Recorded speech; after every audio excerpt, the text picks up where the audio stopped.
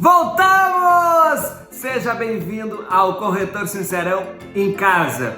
E roda a vinheta, que tem cheirinho de coisa nova por aí.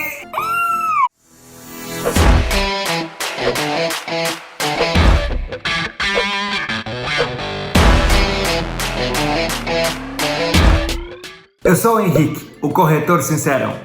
E a gente sentiu que faltava um pouquinho de sinceridade nessa quarentena. Voltamos um pouquinho mais cedo pro aquecimento Corretor Sincerão. Porque eu quero receber redações maravilhosas quando isso tudo terminar e eu voltar mais sincero ainda. Mas antes de começar, lava bem as mãos, passa um álcool gel, pega o teu bloco de anotações e ativa as notificações do canal, te inscreve no canal, me salva no Instagram, me segue no Instagram, ativa tudo para não perder nada do que a gente vai falar agora. E hoje a dica é como começar uma redação. Gente, há diversas maneiras corretas, legítimas da gente começar uma redação e de fazer uma introdução. Mas a gente tem que ter claro algumas coisas. Primeiro, uma introdução apresenta o tema e não desenvolve o tema. Segundo, uma introdução é independente da proposta, então eu preciso apresentar como se o corretor não conhecesse aquele tema. E terceiro, a minha introdução precisa apresentar o meu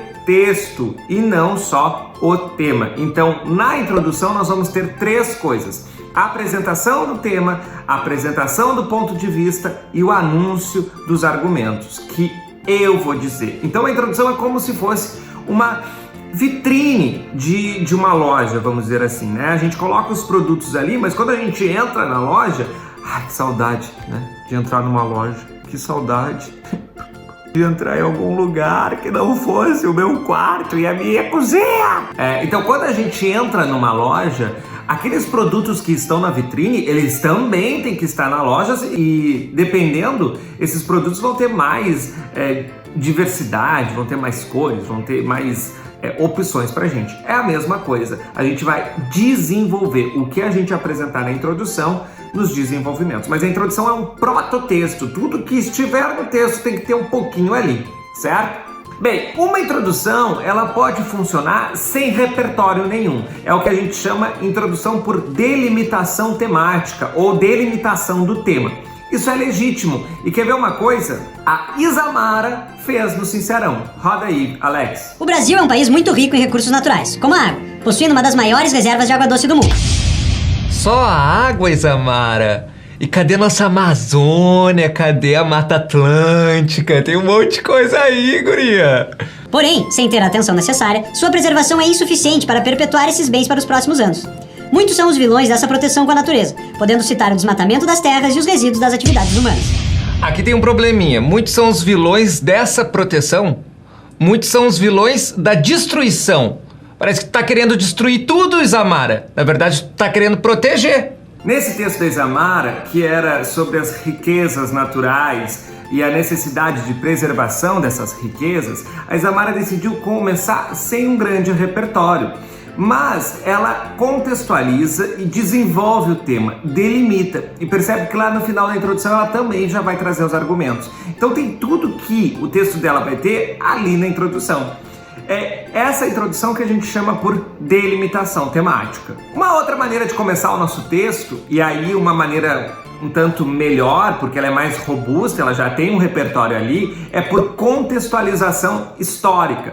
Eu adoro essa introdução, porque ela já ganha um corpo, né? A gente já começa com um dado histórico, e isso tende a nos trazer mais pontos ali na competência 2. Quem fez isso muito bem foi a Giovaninha, lá no primeiro episódio do Corretor Sincerão, quando ela vai trazer a revolta da vacina para o tema sobre ressurgimento de doenças. Então ela traz um dado, um evento histórico ali. A revolta da vacina ocorreu há mais de um século.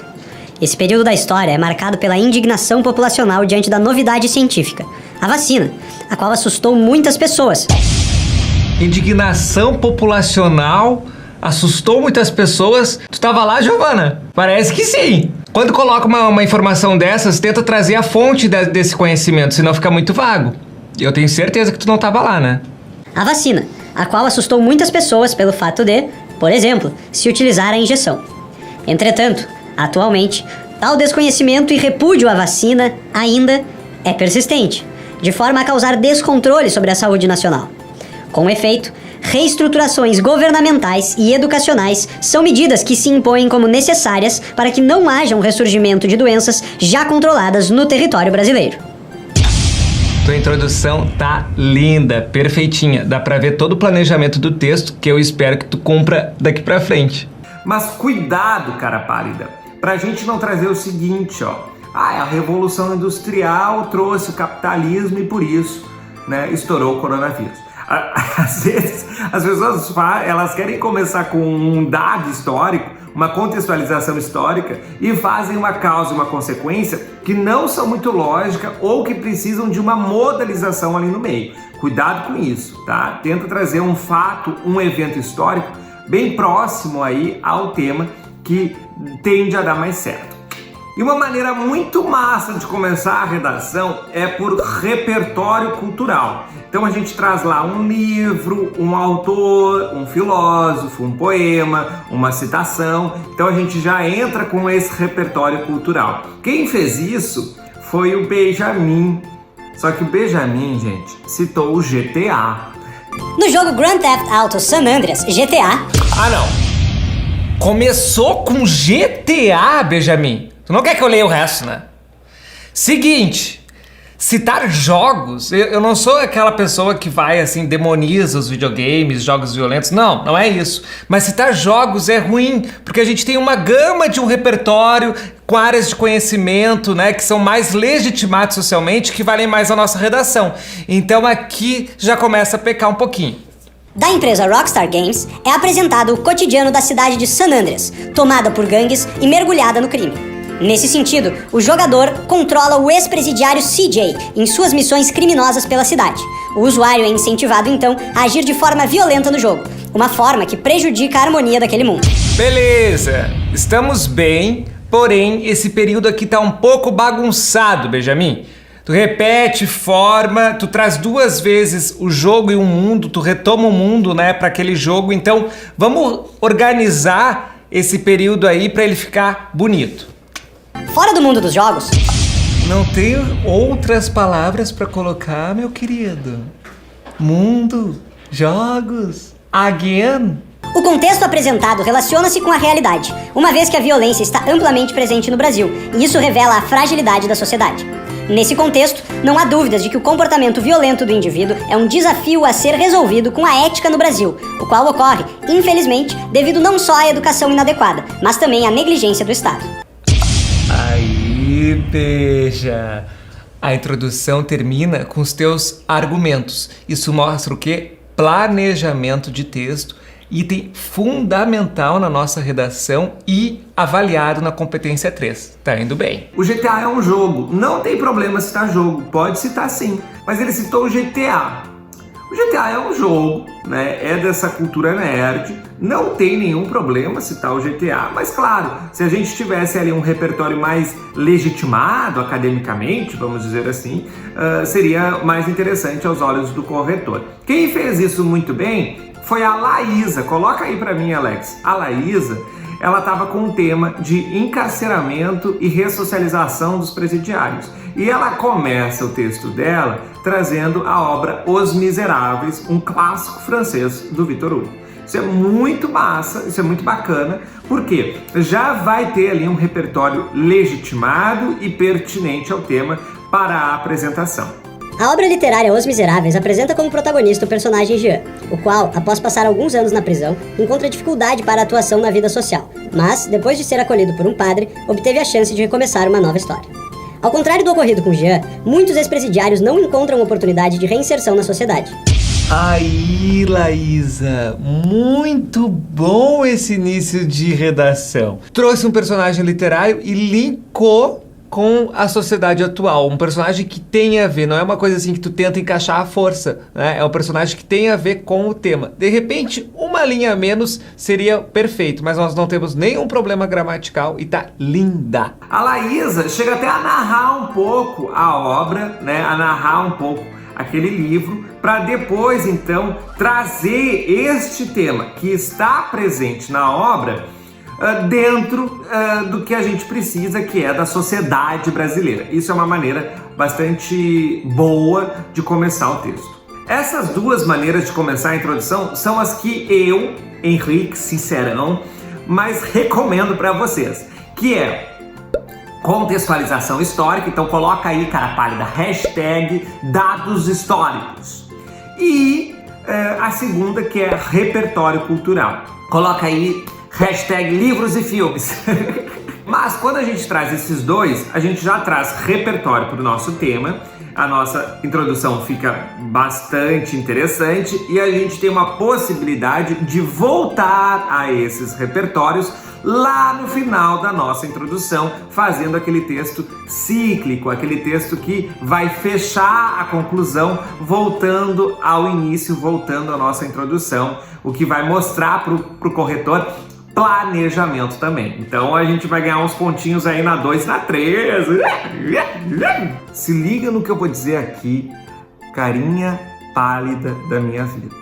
Não é necessário colocar repertório cultural na introdução. Nós precisamos de repertório no texto como um todo e principalmente na argumentação. Mas é aconselhável, é interessante, né? Então, a gente não ganha mais pontos ou perde mais pontos com repertório ou sem repertório, especificamente na introdução.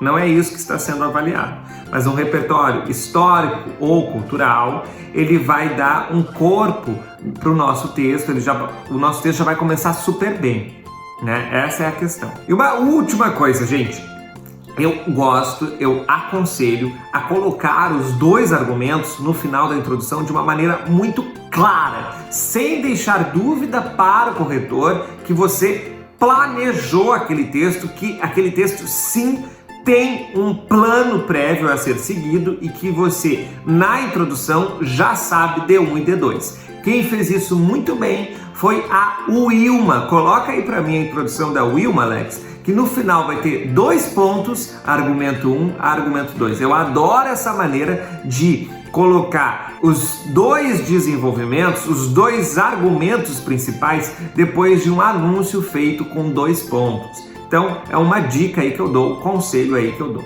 É possível destacar 2 aspectos para o reaparecimento dessas mazelas, que são ciclos incompletos das doses e erros na cadeia de frio dos insumos. Wilma, maravilha o jeito de colocar os teus 2 argumentos no final da introdução. 2 pontos, argumento 1 e argumento 2. Isso mostra pro corretor o quê? Planejamento! Tá lindo, guria! E aí, estão agora mais preparados? Entendem um pouquinho melhor como a gente pode começar a nossa redação? Eu realmente espero que sim, ajudando aqui da minha casa, do aconchego, do acalanto do meu lar. Então deixa aí nos comentários o que vocês querem ver, o que vocês acharam, coloca aí as nossas hashtags e, pelo amor de Deus, cara pálida, te inscreve aí no canal, ativa as notificações, me segue no Instagram para ter mais conteúdos de redação e aqui no Me Salva de tudo, de biologia, química, física, de saúde mental, porque eu sei, queridos, que vocês estão mal de quarentena, ninguém mais aguenta ficar em casa. Então, um beijinho virtual para vocês. A gente se vê, a gente volta em breve, muito em breve, como sempre foi.